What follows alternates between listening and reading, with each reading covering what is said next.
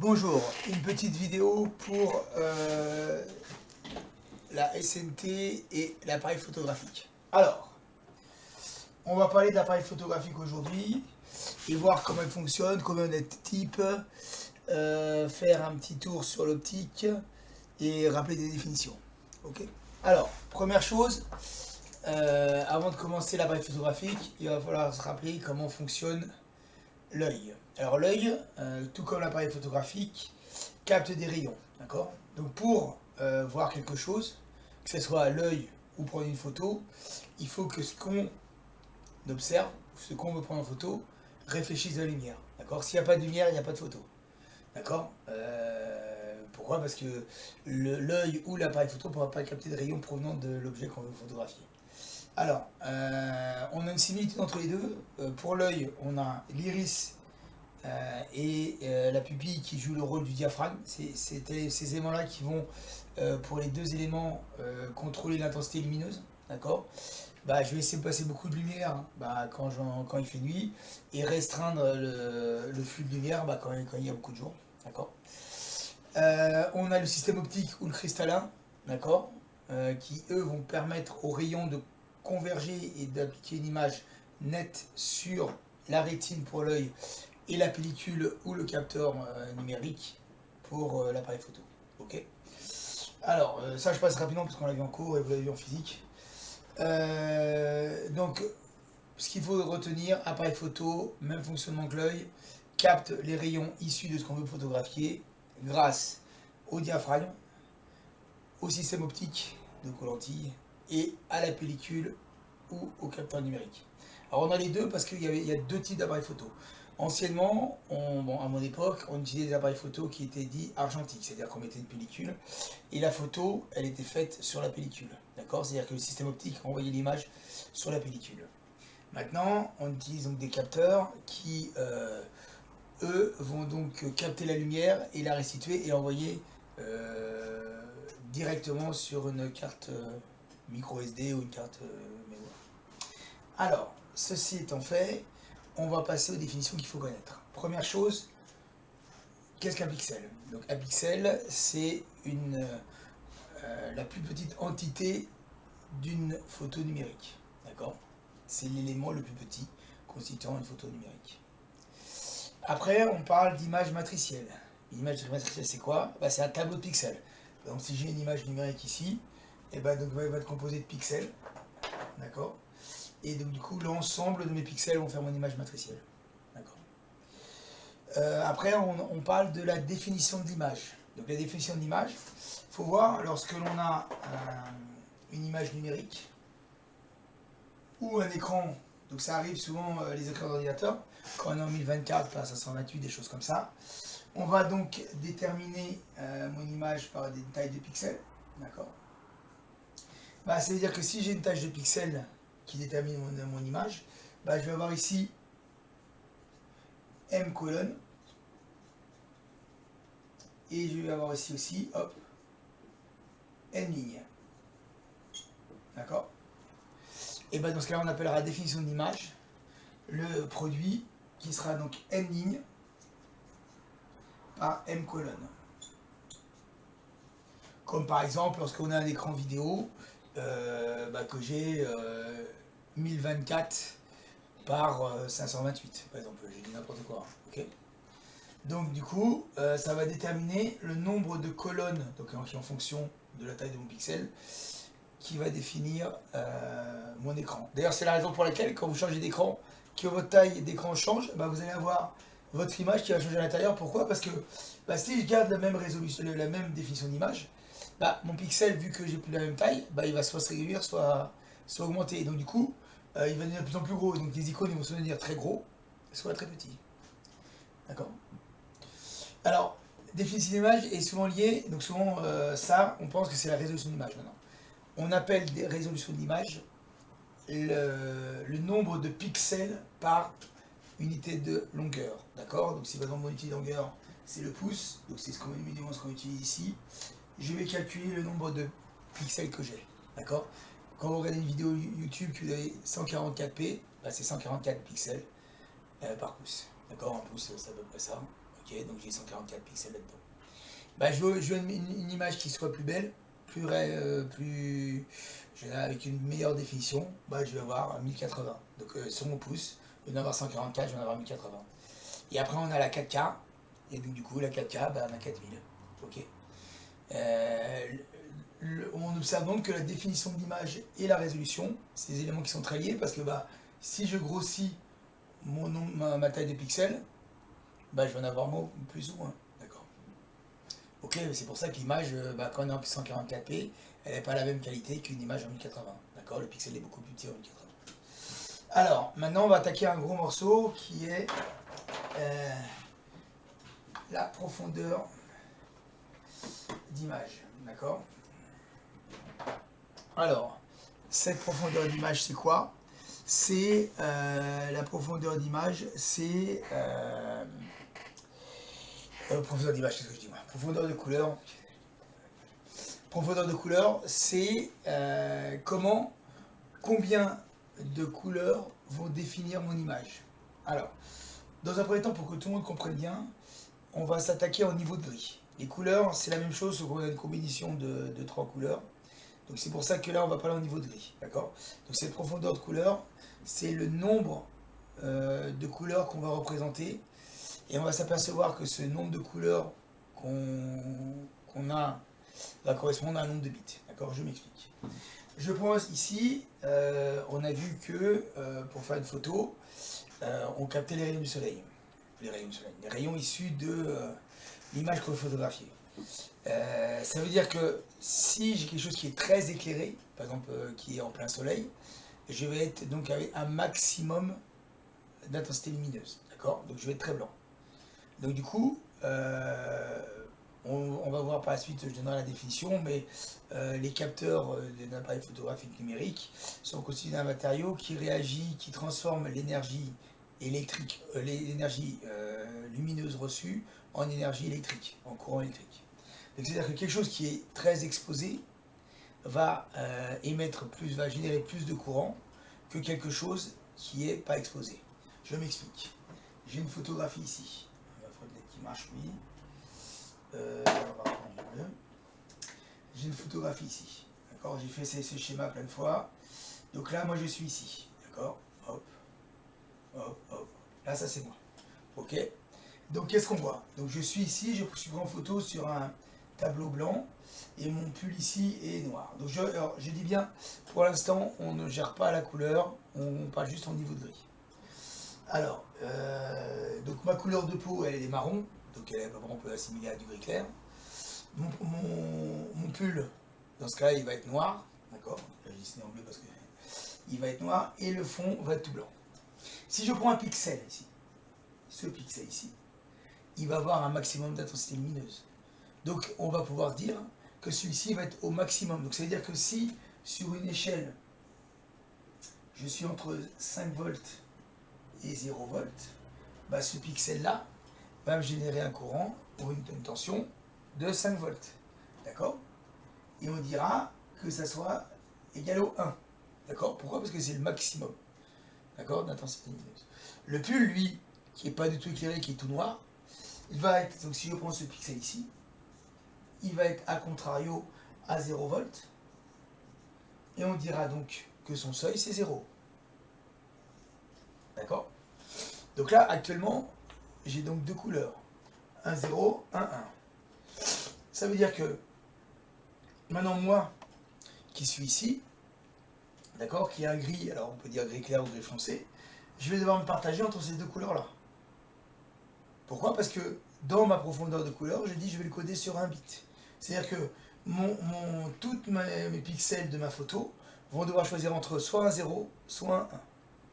Donc moi, ça veut dire qu'il va falloir que le milieu ici, tout ce qui sera entre cette partie-là et celle-là, ça sera 0. Tout ce qui sera entre celle-là et celle-là, ça sera 1. D'accord? Après, ça dépend où je me situe. Si par exemple, ma couleur, elle est située ici, c'est-à-dire moins de la moitié, donc gris clair, eh ben, je serai en blanc. C'est-à-dire que quand on va représenter ce pixel qui va, donc que je mets en vert ici, hop, il sera donc égal à 0, puisqu'il sera blanc. D'accord? Par contre, si je considère que j'ai le soleil, que j'ai bronzé, et que du coup, bah, je me retrouve, je vais le faire en rouge, un peu plus haut, d'accord, un peu plus que la moitié ici, bah, ce pixel par exemple qui est ici à côté, hop, bah, lui il sera 1, ok, uniquement parce que j'ai juste changé de couleur. Et que comme ma représentation elle sera de 2 couleurs, vu que je vais être sur un bit, soit 0, soit 1, j'aurai donc une profondeur de couleur qui sera de 1 bit. Maintenant je dis, bah tiens, un bit ça n'est pas beaucoup. Je vais considérer, je vais dire, bah, mon niveau ici, de 0 à 5 volts, je vais le couper en 4 niveaux. Donc du coup, je vais le coder sur 2 bits. Donc là j'efface mon vert et mon rouge là. Je vais le coder sur 2 bits. Donc ça veut dire quoi? Ça veut dire que je vais créer 2 niveaux intermédiaires. Et donc du coup maintenant, vu que je suis sur 2 bits, j'ai 4 possibilités. Soit 0, 0, soit 0, 1, soit 1, 0, soit 1, 1. D'accord? Donc vous voyez bien que maintenant, ma photographie, mes pixels, ils vont pouvoir être partagés entre 4 niveaux. Donc du coup, ma photo va commencer à avoir un contraste, d'accord? Contrairement à tout à l'heure où c'est les écrans qu'on avait dans les années 80 où il y avait soit c'était blanc, soit c'était noir. Bah là, on aura des niveaux de gris qui vont apparaître, mais on n'aura que 4 couleurs. Si vous voyez que maintenant, je dis, bah tiens, au lieu d'avoir 4 niveaux, ici donc, ici on a 2 niveaux, ici on a 4 niveaux, le rouge c'est 4 niveaux, je décide, je dis, bah non, bah maintenant c'est encore pas assez. Bah je veux 8 niveaux. Bah 8 niveaux, ça correspond à quoi? À coder sur 3 bits. Pourquoi? Parce que maintenant, je vais avoir, donc je rajoute 8 niveaux, hop, hop, hop, hop, hop, hop, et hop. Donc ici, je vais être 0, 0, 0, puisque je suis sur 3 bits. Après, j'aurai 0, 0, 1, 0, 1, 0, 0, 1, 1, 1, 0, 0, 1, 0, 1, 1, 1, 0 et 1, 1, 1. D'accord? Donc là, ici, le vert, ici, je vais avoir donc 8 niveaux. D'accord? Et je vais donc être sur 3 bits.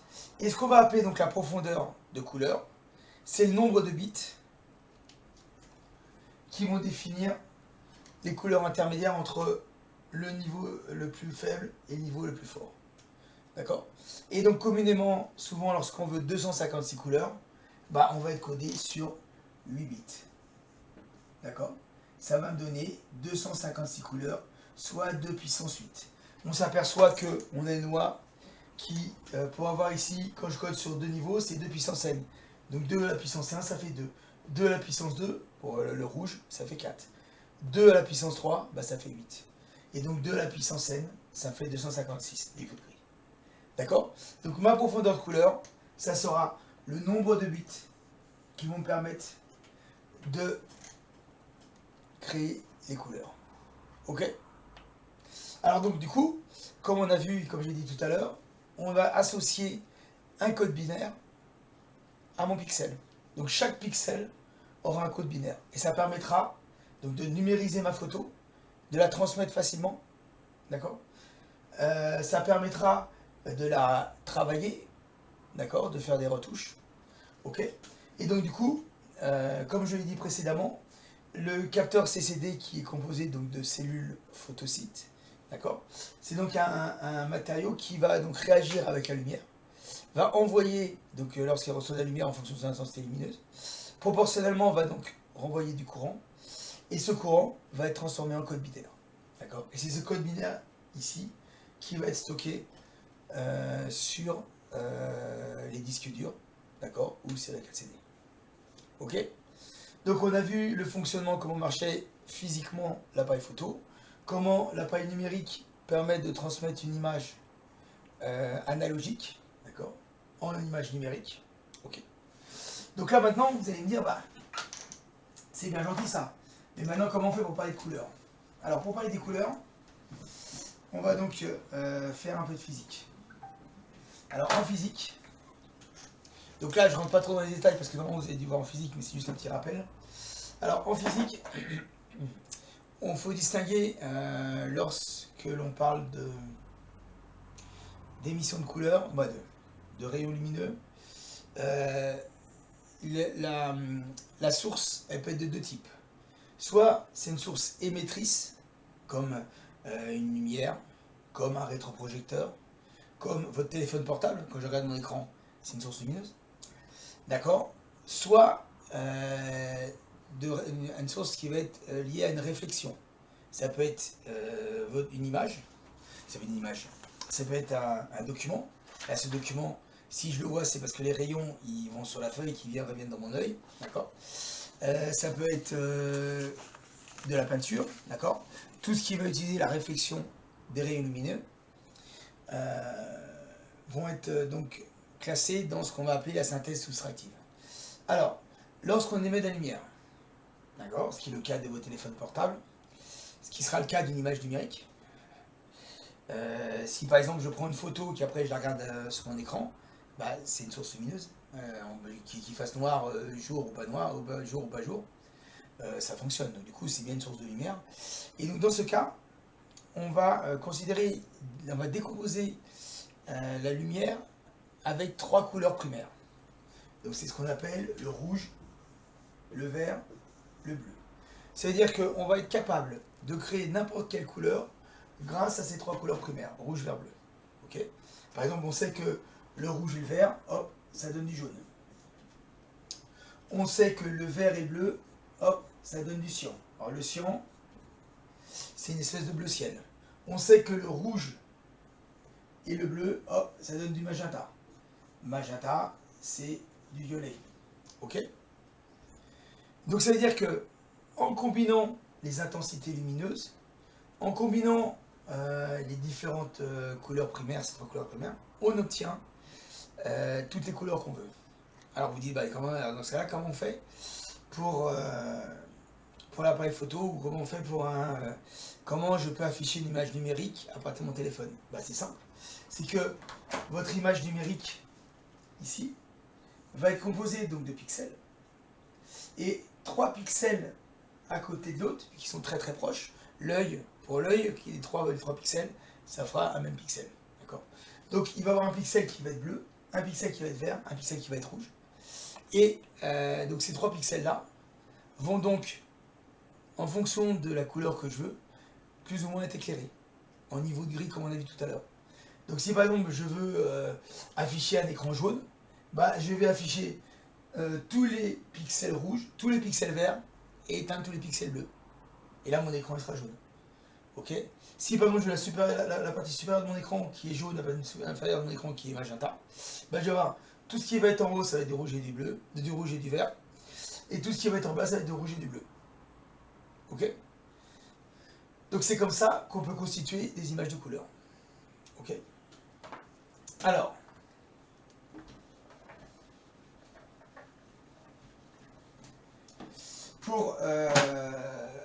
donc on sort un peu de la photographie, mais pour les imprimantes, qui donc de la réflexion de lumière, les couleurs, on a vu primaires, sont le cyan, le jaune et le magenta. Ça sera la même chose, c'est pour ça que lorsque l'on change des cartouches dans une imprimante couleur, bah, on a 3 cartouches, jaune, cyan et magenta. Et donc à partir de ces 3 couleurs, et noir, parce que le noir, bah, quand on imprime en noir, d'ailleurs le noir on pourra l'obtenir à partir du cyan, du jaune et du magenta mélangés avec les mêmes quantités, ça fait du noir lorsqu'on regroupe ces 3. Mais ça permet d'avoir toutes les couleurs en impression, d'accord, sur de la réflexion. Ok. Bon, donc je pense qu'on a fait le tour un peu de tout ce qui était photo numérique. Ah si. Ce que je voulais dire aussi sur la photo, il faut penser donc à 2 autres choses quand on parle de photo. La première, c'est la compression, parce que c'est bien gentil, vous avez vu le nombre de pixels. Si par exemple je veux beaucoup de couleurs, bah, je vais avoir une profondeur de couleur qui va être importante, donc je vais stocker beaucoup de 0 et de 1. D'accord. C'est-à-dire que, je m'explique, si par exemple, je prends n'importe quelle photo ici, tous mes pixels ici, ils sont codés sur 8 bits, chaque pixel aura 8 bits. Là je mets n'importe quel, hop, hop, hop, 1, 2, 3, 4, 5, 6, 7, 8. D'accord? Le pixel d'à côté, qui aura peut-être même la même valeur à un près, d'accord? Bah, tout ça va être stocké sur mon disque dur ou envoyé à quelqu'un. Et ce qu'on va faire, c'est que pour éviter d'envoyer trop de données identiques, on va appliquer ce qu'on appelle une compression. Une compression, c'est quoi? C'est que le logiciel qui va faire la compression va regarder tous les pixels aux alentours qui ont les mêmes valeurs. Vous êtes d'accord avec moi? Si par exemple, je reprends la photo de tout à l'heure, tout ce qui est mon fond blanc qui fait pratiquement toute partie de la photo, ça sert à rien que je les envoie parce que c'est les mêmes. C'est-à-dire que si j'en envoie un et que je dis que c'est les mêmes partout, bah, j'économise beaucoup de place. Et donc c'est ce que font comment ça s'appelle, les logiciels de compression. Donc quand par exemple on dit je veux une image au format JPEG, on sait que donc, dans ce format JPEG, donc c'est JPEG, d'accord, ouais, étoile pour dire c'est n'importe quel fichier, ça veut dire que on a appliqué ce type de compression pour une image. Okay. On a d'autres formats, PNG maintenant qui apparaissent surtout pour les téléphones portables, d'accord. D'accord, on a d'autres types avec la technique qui avance de compression, d'accord, qui permettent de stocker les images avec le moins de poids possible, moins de bits. Et la dernière chose que je voulais parler, c'était les métadonnées. Et quand vous prenez une photo, vous avez toutes les métadonnées, c'est des données qui font pas partie de la photo, mais qui aident à donner des informations sur la photo, comme par exemple l'endroit où est-ce qu'on prend la photo, la résolution, qui prend la photo, parce que c'est important, par exemple, il y a des photos qui partent sur un serveur de plein de personnes, ben, ça permet de savoir qui a pris cette photo-là. La localisation, quand vous l'avez activée, d'accord, vous pouvez savoir où est-ce que vous avez pris la photo exactement, grâce aux données GPS. D'accord, donc sinon, ça va être les métadonnées, c'est toutes les données qui ne sont pas dans la photo, mais qui permettent de décrire la photo. Ok. Bon, bah, je pense qu'on a fait le tour de tout ce qu'il fallait savoir. Donc, je vous souhaite une bonne journée.